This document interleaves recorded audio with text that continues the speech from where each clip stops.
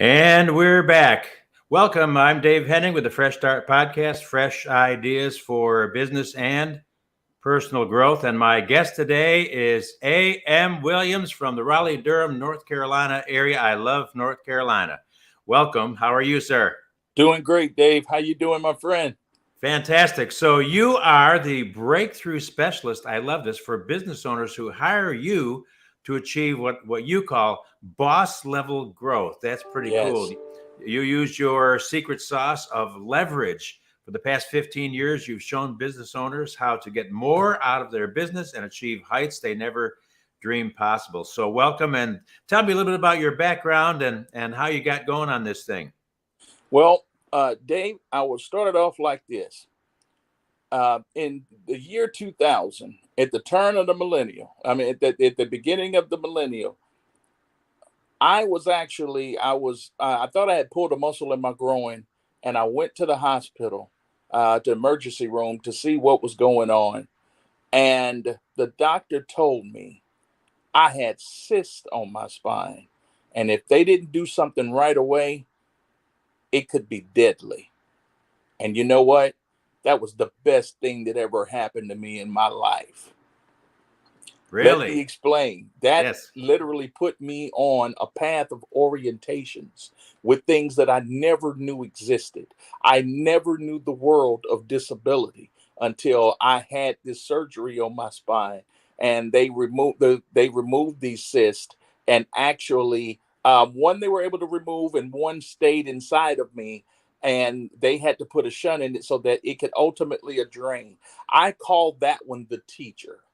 And I'll elaborate on that further in a little while. But right now, I just want to simply say that those orientations put me on a path to discover what I was truly capable of. And Dave, I ended up starting my business in the hospital from a bed-bound position. Landed my first client in the hospital. When I was able to come home, I had to, due to the nature of the surgery and the challenges that took place, I ended up having to be bedbound for another 15 years. But in that period of time, I was able to capture some truly powerful insights that propelled me to build and grow a sustainable six-figure business, achieve multiple degrees, and now I'm working on my doctoral degree, become a best-selling author, and literally do some pretty amazing things to help other people to be able to achieve their outcomes as well. So it was the best thing that ever happened in my life. Wow, that is so incredible and inspiring. I'll tell you what, if we take it, we got a lot of things to complain about, but complaining never solved any problems. And you did something miraculous. And I think we talked about the fact that my son Jeffrey, who had cerebral palsy, also had to have a shunt put in when he got hydrocephalus, water on the brain. So all that to say, I understand completely. That is just a great story. And here you are now. How many years? That was 2000, and here we are in 2022, and you are still rocking and rolling with the rock that doesn't roll, right? Exactly. And so, what is leverage without limits? Man, that is such a great. How did you come up with that phrase? I know all about leverage. Yeah. Well, in that period of time, I went through what a lot of people went through. I was mad at the world. I was mad at God. I was mad at, my circumstance, all of these kind of things that were going on.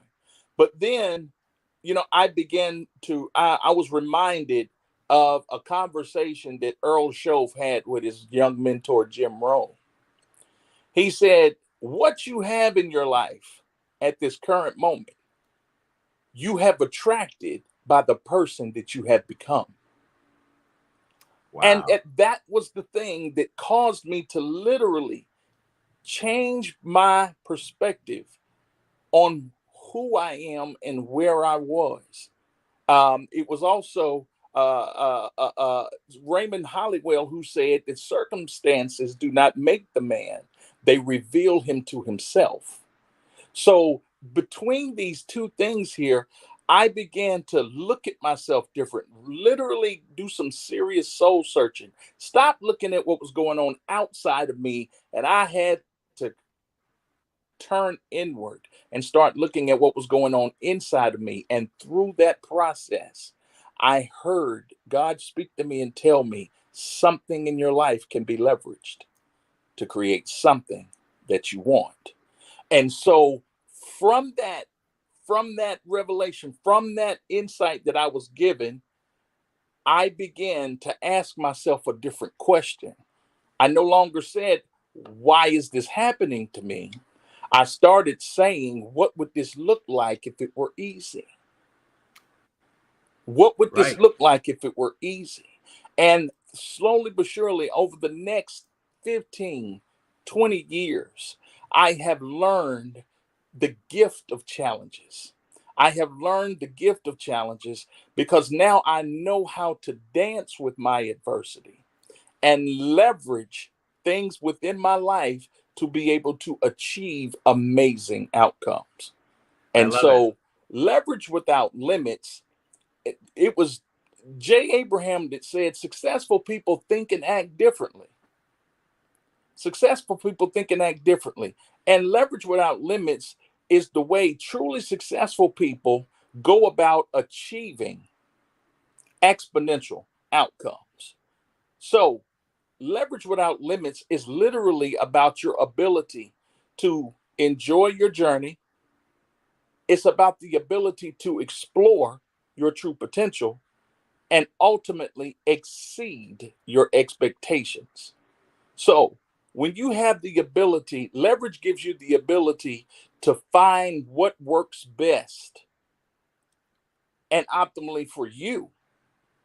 And then ultimately, once you find that, now you're free to step into the realm of what you're truly capable of, to explore what you're truly capable of, and then ultimately exceed your expectations. And I've had the good fortune of being able to do that. And you know what? I'm so glad to be here today. This is a message that needs to be heard around the world, and it actually is being heard around the world right now, quite frankly. And you mentioned Jim Rohn, and I had told you that I was in for the biggest surprise of my life when I went to a big convention down in Cancun, Mexico, with a company some years ago. And Jim Rohn was the guest speaker, the keynote speaker that weekend. And there's a guy who had a mentor, and that's a clue, by the way, right there, a mentor. A lot of people have had mentors, including Jim Rohn, and he turned around to be just a wealth of wisdom and helping hundreds and hundreds of people see a different perspective in their life. And you found that perspective in your quote adversity, and here you are, still going about it. So let's talk about. You call it, I love this expression. First of all, the leverage without limits is a classic phrase that you were given by God. That is amazing to begin with. And we've used that word amazing probably several times here today. Yeah. But here's another one, though, that you came up with, boss level growth. Talk about that. And boss level growth is simply the power to leverage your God-given talent, increase your sphere of influence, and exponentially grow your business. That's boss level growth. That's the kind of growth that allows you to be able to leverage who and what God has given you, all that he's given you, whether that be through skills, gifts, talents, and abilities, or through partnerships, or through technology and all of those kind of things that he's made available for us to be able to utilize, to leverage that, to increase our sphere of influence, make a bigger impact on the people that we serve, and even serve even more people. And then lastly, to exceed expectations. You know, we set all kinds of things and goals and things for ourselves, but we know through the power of God, he who is able to do exceedingly above and beyond all we could ask, think, or even imagine. When we step into that realm of that unlimited potential that we have been given, we're free to be able to exceed even what we even think is possible. Those are really critical words in that verse, exceedingly above. It's so huge, we can't even imagine what God has planned for us. But there's a contingency clause here, isn't there? What's the contingency for us to exceed above and beyond all that we can ask or imagine? What's his name? Jesus. Yeah. That's it. Yeah. You could look at the Apostle Paul from a couple of different perspectives. I heard a preacher say one time, he said, you could look at Paul as a huge failure based on the churches that you read about.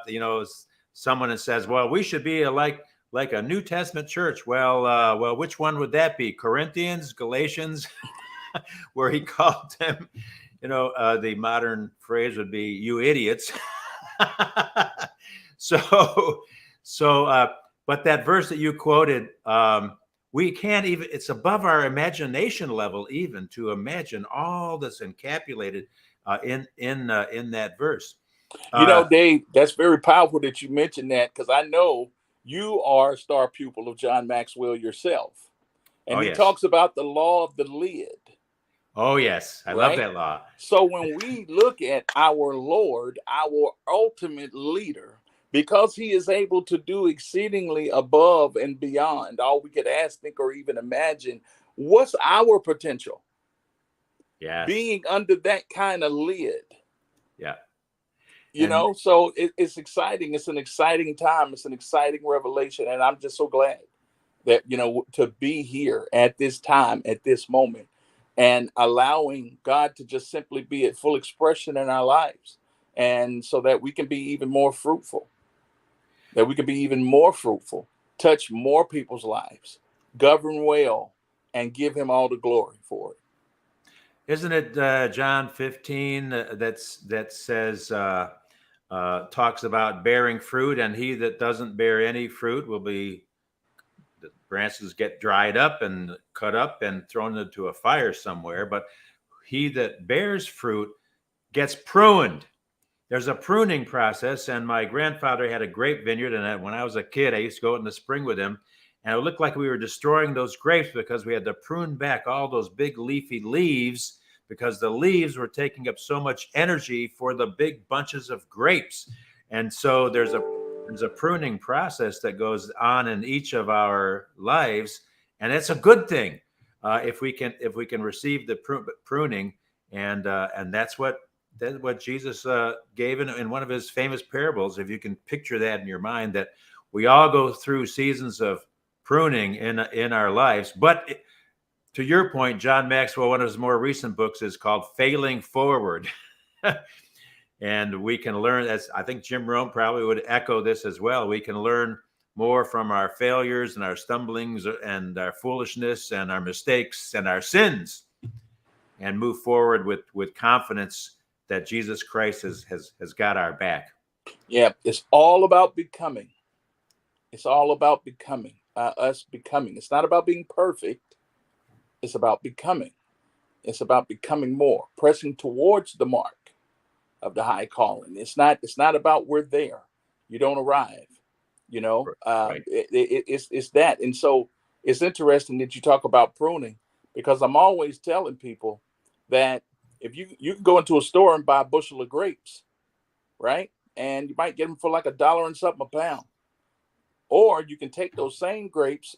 I mean, you can take grapes that come from a vineyard, that are crushed, they go through a different process, and then they're bottled into wine.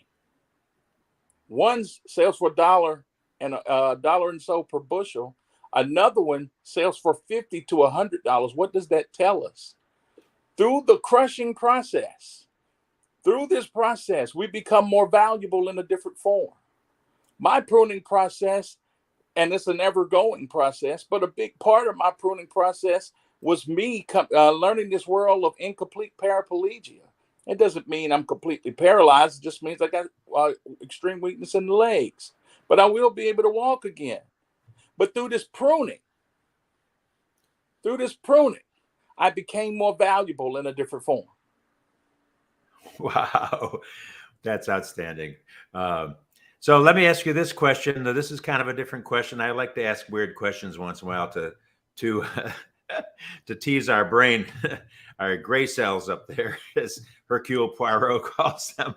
Um, if you could meet anyone that you wanted to, living or dead, and have dinner with them and ask them any questions that you would want to ask, who would you like to meet in history, or alive or dead? Who would you really like to just sit down and have a chat with if you could?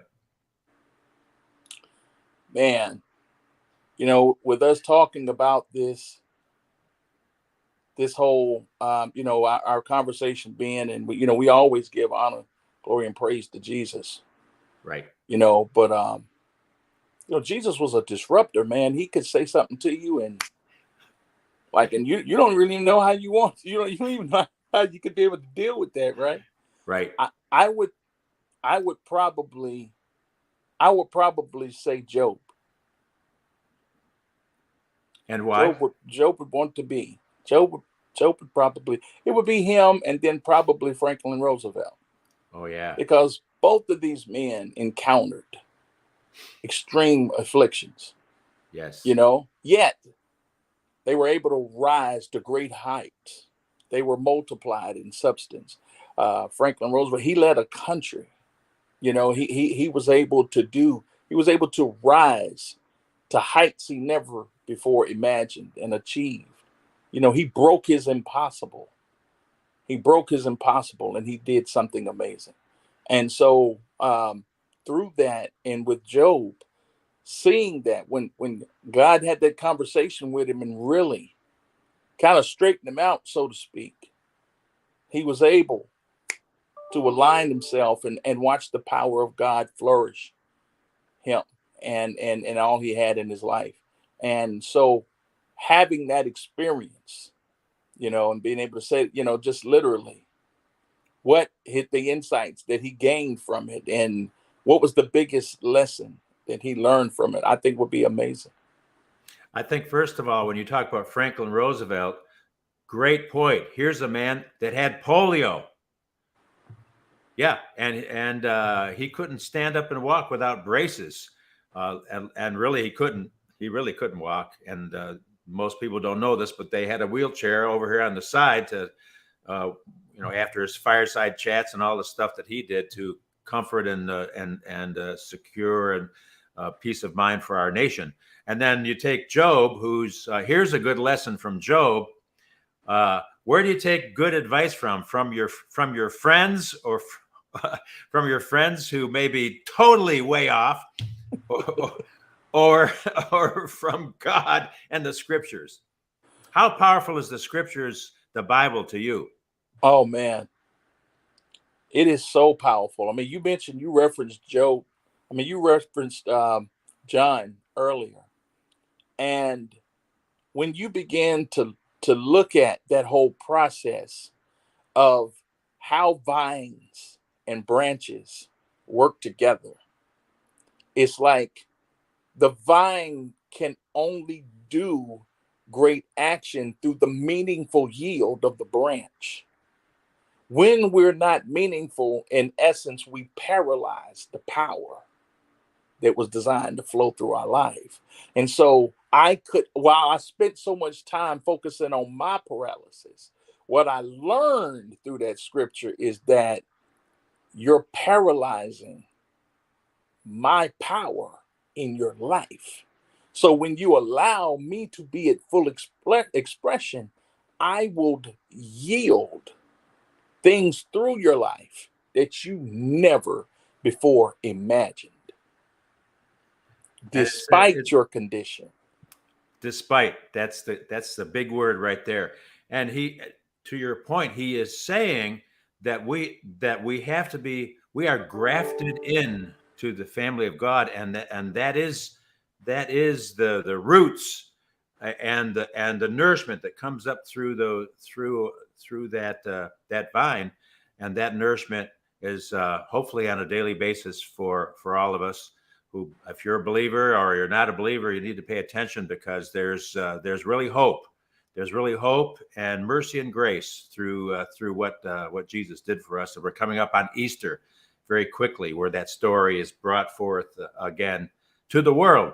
And I think more people are paying attention now than ever. Another thing that came to my mind when I was out as a little, probably a 10, 12-year-old boy with my grandfather pruning the big leaves off the grapes so the bunches would get bigger, there was morning glories, these beautiful morning glory flowers that would grow up down at the base. They were so pretty. They were so beautiful. But if you let those morning glories get up into those grapevines, they would choke the grapes out. And so that's a picture of sin in our life if we're not careful and don't follow. And this is something that is not of ourselves. It's a gift. We have to. We can't do this on our own. Wouldn't you agree? Yeah, that's why I'm saying, like, he's at full expression. It's not me. It's not the wisdom of man. It's the power of God, and that's where my faith is. Yeah. So we've talked about a lot of really amazing ideas and concepts, and where you've come from and how you came through, and you're still coming through in your situation as it is. But I'm praying that one day you will get up again and be able to walk and probably, dance before like David the King. David danced in the streets. Hey, I'm standing tall in person and dancing with adversity now. There you go. It's just a manifestation, that's coming about. But it's all the power of God. To God be the glory, man. Now, how can I help you? Where can I send people to contact you, get in touch with you? Because people need to know about how they can also have a leverage without limits and get boss level growth in their personal life and their business life and their career. How can we get a hold of you?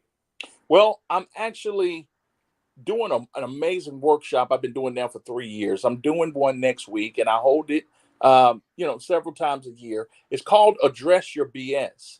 It was Leland Vanderwall that said, a man's growth is directly proportional to the level of truth he can confront about himself without running away from it.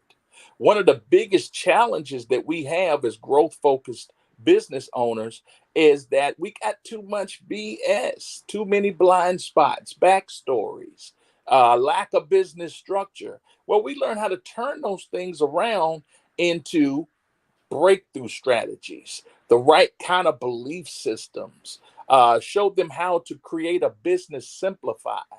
So we got multiple forms of BS, and I want to invite all the listeners to go to www.aybsworkshop.com.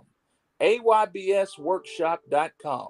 If you're ready for boss level growth, give me 3 days, and I'm going to show you got everything in your life to be able to get it. Join me at www.aybsworkshop.com. I'm laughing. How to achieve boss level growth. I'm laughing when you said that, because I've had Dan Kennedy, the famous copywriter, No BS Marketing. But I'm really laughing because I was just yesterday and today writing a Bible study for my men's group at church, and it was called from the book of Hebrews is the center of it. But Jesus is greater than your BS. And that's the name of my Bible study, Basic Suppositions or Belief Systems. And now I've got 3 or 4 more BS names I can add into that title. That was just pretty cool. You mentioned that. So that's going to be huge. And we will definitely be directing people towards that. And real quick here, what are you working on currently? Is that what you're working on? Yeah, currently? That's exactly where I'm working on currently. Okay. And so I want the people to enjoy me there.